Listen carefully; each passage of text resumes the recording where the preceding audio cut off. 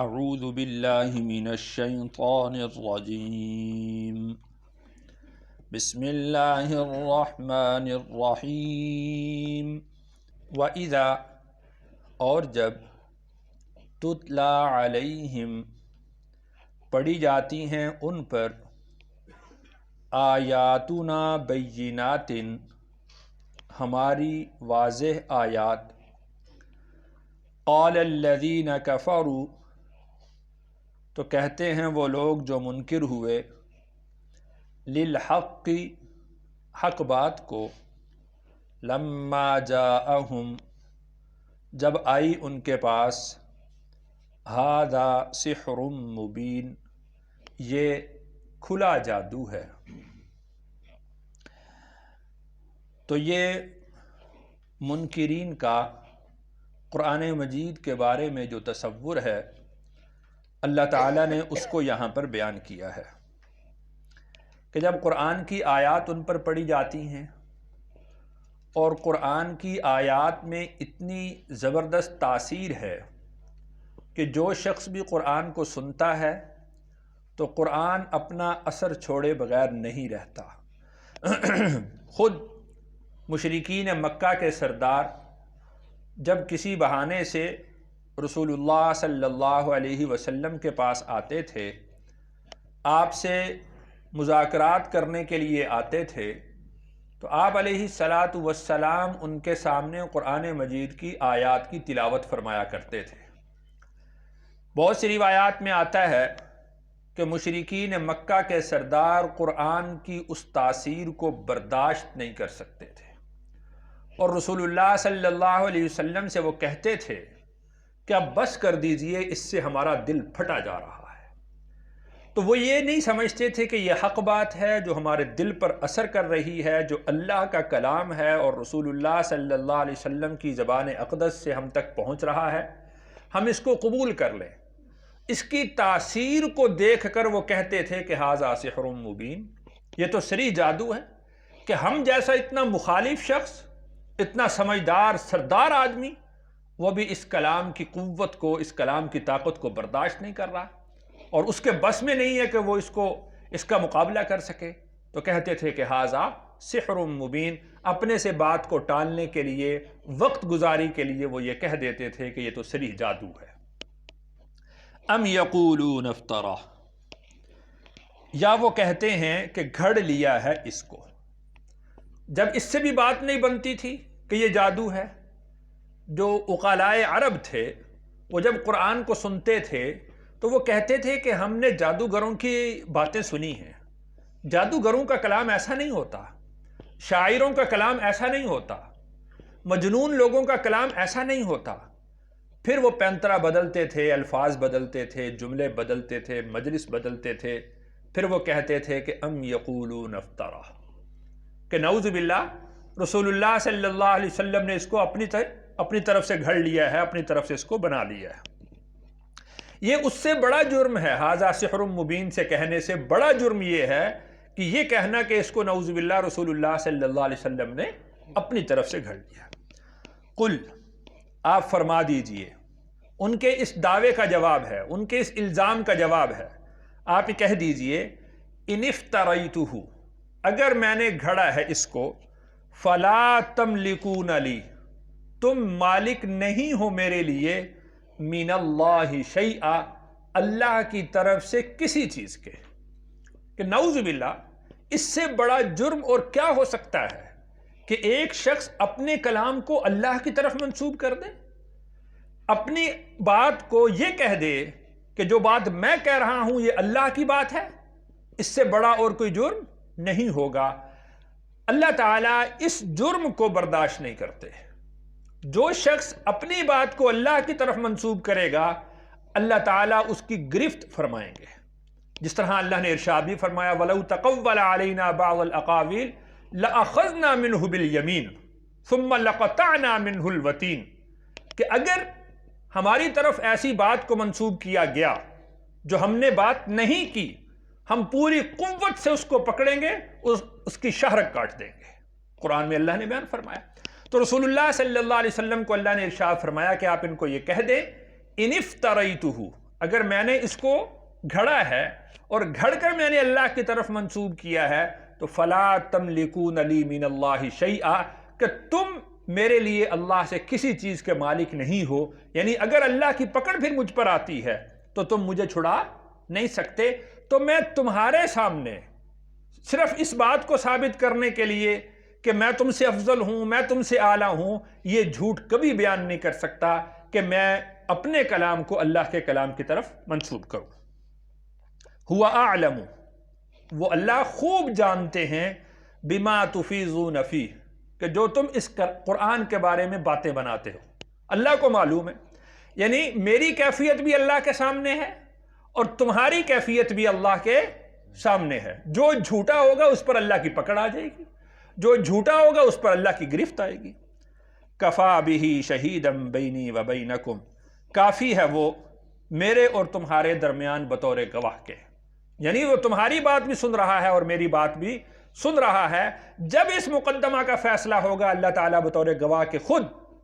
پیش ہوں گے اور اللہ تعالیٰ اس مقدمے کا فیصلہ فرمائیں گے کہ تم میں سے سچا کون تھا اور تم میں سے جھوٹا کون تھا۔ وَهُوَ الْغَفُورُ الرَّحِيمُ، اور وہ معاف کرنے والے اور رحم کرنے والے۔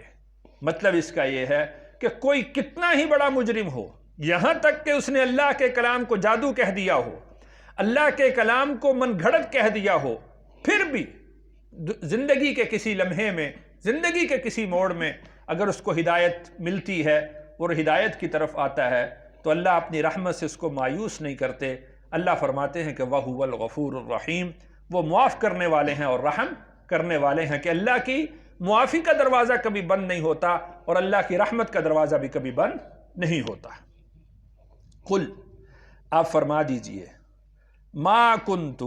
میں نہیں ہوں، بدعا من الرسل، رسولوں میں سے کوئی نیا رسول، وما ادری، اور میں نہیں جانتا، ما یفعل بی ولا بکم، کہ کیا میرے ساتھ کیا جائے گا اور میں نہیں جانتا کہ تمہارے ساتھ کیا کیا جائے گا۔ یعنی میں کوئی نیا رسول تو ہوں نہیں کہ پہلی دفعہ تمہارے اندر اترا ہوں اور پہلی دفعہ یہ بات کہہ رہا ہوں کہ میں اللہ کا رسول اور پیغمبر ہوں، اور مجھ سے پہلے کبھی کوئی رسول نہ گزرا ہو، مجھ سے پہلے کبھی کسی نے یہ بات نہ کی ہو، ایسی بات تو ہے نہیں۔ مجھ سے پہلے سینکڑوں ہزاروں رسول گزر چکے ہیں کہ جنہوں نے اللہ کی طرف، جو اللہ کا پیغام اللہ کی مخلوق کی طرف لے کر آئے، اور جس طرح سے پہلے انبیاء اللہ کا پیغام اللہ کی مخلوق تک پہنچاتے رہے ہیں، میں بھی وہی کام کر رہا ہوں، میں کوئی نیا رسول نہیں ہوں۔ وما ادری ما یفعل بی ولا بکم، مجھ سے پہلے جتنے رسول اور پیغمبر گزرے ہیں ان کے نتائج اور ان کے انجام اللہ نے قرآن میں بیان کر دیے ہیں، لیکن ابھی تک مجھے معلوم نہیں ہے کہ تمہارا اور میرا انجام کیا ہوگا، کس پر اللہ کی پکڑ آئے گی، کس پر اللہ کی گرفت آئے گی، اور اللہ تعالیٰ مجھے کس طریقے سے بچائیں گے اور تمہیں کس طریقے سے عذاب دیں گے۔ وما ادری ما یفعل بی ولا بکم، ابھی تک مجھے اس کی کوئی خبر نہیں ہے۔ ان اتبع، میں نہیں پیروی کرتا میں، الا ما یوحى الی، مگر اس کی جو میری طرف وحی کی جاتی ہے۔ رسول اللہ صلی اللہ علیہ وسلم کے پاس مشرکین مکہ مختلف سوالات لے کر آتے تھے۔ جب سوال لے کر آتے، اگر تو قرآن میں اس کا جواب پہلے سے موجود ہوتا تو رسول اللہ صلی اللہ علیہ وسلم اس کا جواب عنایت فرماتے، اگر اس کا جواب موجود نہ ہوتا تو رسول اللہ صلی اللہ علیہ وسلم کہہ دیتے جب اللہ کی طرف سے جواب آئے گا میں تمہیں بتلا دوں گا۔ اور ان اتبع الا ما یوحى الی، مجھے تو یہی حکم ہے کہ میں اس چیز کی پیروی کروں جو اللہ کی طرف سے مجھ پر وحی کی جاتی ہے۔ جب تک اللہ کی طرف سے مجھے کوئی حکم نہیں ملتا اس وقت تک میں کسی کام کا نہ کرنے کا حکم دیتا ہوں نہ باز رہنے کا حکم دیتا ہوں۔ وما انا الا نذیر مبین، اور نہیں ہوں میں مگر صریح طور پر ڈرانے والا، صاف صاف کھول کھول کر بیان کرنے والا ہوں، اور اللہ کی گرفت سے، اللہ کے عذاب سے، اللہ کی پکڑ سے، اللہ کی وعیدوں سے صاف طور پر تمہیں ڈرانے والا ہوں۔ قل ارأیتم، آپ فرما دیجئے کہ تمہاری کیا رائے ہے، ان کان من عند اللہ، اگر یہ کلام اللہ کی طرف سے ہوا، وکفرتم بہ، اور تم اس کا انکار کر چکے، یعنی احتمالی طور پر تم یہ سمجھ لو بات کہ تم یہ کہتے ہو کہ یہ بات نعوذ باللہ رسول اللہ صلی اللہ علیہ وسلم نے بنائی ہے، آپ ان سے دوسرا احتمال ان کے سامنے رکھیں، ارائیتم، بتاؤ تمہاری کیا رائے ہے، تم کیا کہتے ہو، ان کان من عند اللہ، اگر یہ قرآن اللہ کی طرف سے ہوا، وکفرتم بھی، اور تم نے اس کا انکار کر دیا ہوا، تو اب دیکھو کہ تمہارا انجام کیا ہوگا۔ تم ایک طرفہ سوچتے ہو، یک طرفہ سوچتے ہو، ایک طرف کی بات کو ذہن میں رکھتے ہو کہ نعوذ باللہ اس کو رسول اللہ صلی اللہ علیہ وسلم نے گھڑ لیا ہے، بنا لیا ہے، دوسرا احتمال اپنے ذہن میں کیوں نہیں رکھتے کہ اگر یہ اللہ کی طرف سے ہوا اور تم نے انکار کیا ہوا تو پھر بتاؤ تمہاری گرفت ہوگی یا نہیں ہوگی، تم پر اللہ کا عذاب آئے گا یا نہیں آئے گا، تم اللہ کی پکڑ میں آؤ گے یا نہیں آؤ گے۔ وَشَهِدَ شَاهِدٌ مِّن بَنِي إِسْرَائِيل، وَشَهِدَ، اور گواہی دے چکا، شاہد، گواہی دینے والا، من بنی اسرائیل، بنی اسرائیل میں سے۔ اس کی تفسیر میں مختلف اقوال ذکر کیے گئے ہیں کہ بنی اسرائیل میں سے ایک شخص گواہی دے چکا ہے، علی مثلہ، اس کتاب کی مثل پر۔ اس میں یہ بات بھی داخل ہے کہ رسول اللہ صلی اللہ علیہ وسلم جب چھوٹے تھے، آپ اپنے چچا کے ساتھ تجارت کی غرض سے گئے تو راستے کے اندر ایک راہب، چونکہ راہب بنی اسرائیل میں سے تھے، اس نے رسول اللہ صلی اللہ علیہ وسلم کو دیکھا تھا اور آپ کو دیکھ کر آپ کے چچا سے یہ بات کہی تھی کہ اس شخص کو واپس لے جاؤ، یہ اللہ کا پیغمبر ہے، یہ اللہ کا رسول ہے، اس کی زندگی رہی تو اللہ تعالیٰ اس کو نبی بنائیں گے، نبی مبعوث کریں گے، اور مجھے خوف ہے کہ اگر یہ تمہارے ساتھ تجارت کے لیے آئندہ آگے گیا تو یہود ان کو قتل کر دیں گے، شہید کر دیں گے۔ وَشَهِدَ شَاهِدٌ مِّن بَنِي إِسْرَائِيل، وہ بنی اسرائیل کا شخص ہے اور اس نے رسول اللہ صلی اللہ علیہ وسلم کے بارے میں گواہی دی ہے۔ دوسری بات یہ ہے کہ حضرت عبداللہ بن سلام رضی اللہ عنہ، وہ یہودیوں کے بہت بڑے عالم تھے۔ رسول اللہ صلی اللہ علیہ وسلم جب مکہ مکرمہ سے ہجرت فرما کر مدینہ منورہ میں تشریف لائے تو عبداللہ بن سلام نے رسول اللہ صلی اللہ علیہ وسلم کے چہرہ انور کو دیکھا، دیکھتے ہی وہ مسلمان ہو گیا اور اس نے یہ بات کہی کہ یہ چہرہ کسی جھوٹے شخص کا چہرہ نہیں ہو سکتا۔ وَشَهِدَ شَاهِدٌ مِّن بَنِي إِسْرَائِيل، بنی اسرائیل میں سے ایک شخص رسول اللہ صلی اللہ علیہ وسلم کی گواہی دے چکا ہے۔ تیسری بات جو اس میں عرض کی گئی ہے وہ یہ ہے کہ حضرت موسیٰ علیہ السلام پر تورات نازل ہوئی، باوجود یہ کہ تورات میں اس قدر تحریف کر دی گئی ہے، پھر بھی آج بھی رسول اللہ صلی اللہ علیہ وسلم کی بشارت تورات کے اندر موجود ہے۔ یہودی آج بھی انتظار کر رہے ہیں اس مسیحا کا کہ جو نجات دہندہ ہوگا۔ ہم کہتے ہیں کہ وہ مسیحا، وہ نجات دہندہ،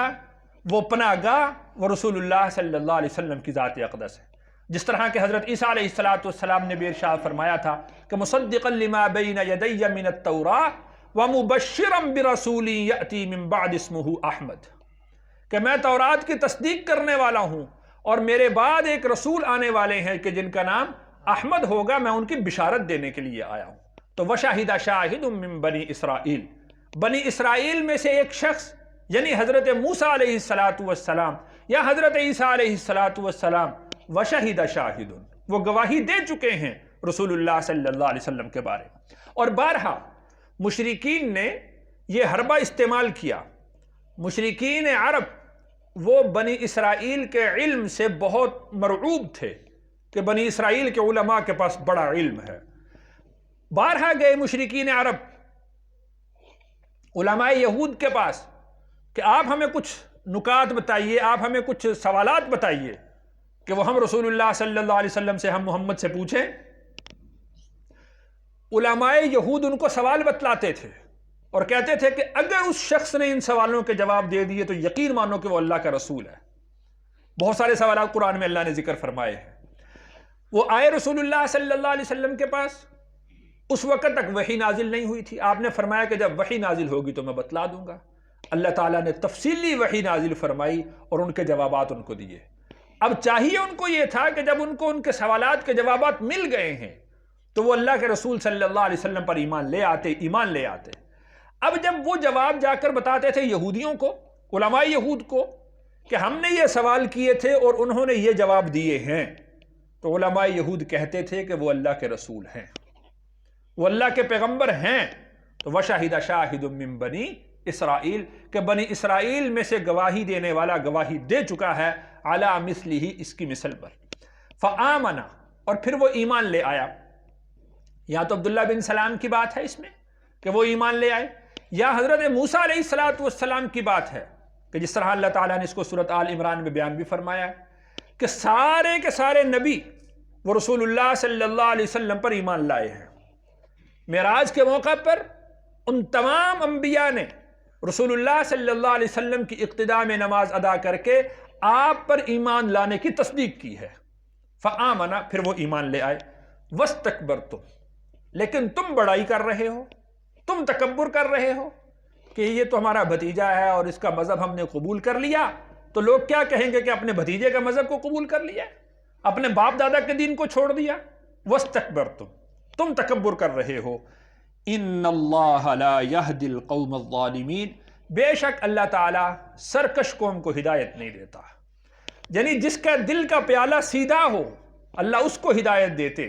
اور جس نے اپنے دل کا پیالہ ہی الٹ کیا ہو تو اللہ تعالیٰ جس کے دل کا پیالہ الٹ ہو تو اس دل کے اندر کبھی بھی ہدایت نہیں ڈالتے۔ اس کو اللہ نے ارشاد فرمایا ہے کہ انلزمکموها وانتم لها کارہون، کیا ہم ہدایت کو تمہارے ساتھ چمٹا دیں گے اور تم اس کو ناپسند بھی سمجھتے ہو؟ ایسا نہیں ہوتا۔ جو ہدایت کا طالب ہوتا ہے اللہ تعالیٰ اس کی کیفیت کو دیکھ کر، اس کی طلب کو دیکھ کر اللہ تعالیٰ اس کو ہدایت عطا فرماتے ہیں۔ جو سرکشی اختیار کرنے والا ہوتا ہے اللہ تعالیٰ اس کو ہدایت عطا نہیں فرماتے۔ اللہ نے ارشاد فرمایا کہ ان اللہ لا یہدی القوم الظالمین۔ اللہ تعالیٰ سے دعا ہے اللہ تعالیٰ مجھے اور آپ کو قرآن سمجھ کر عمل کرنے کی توفیق نصیب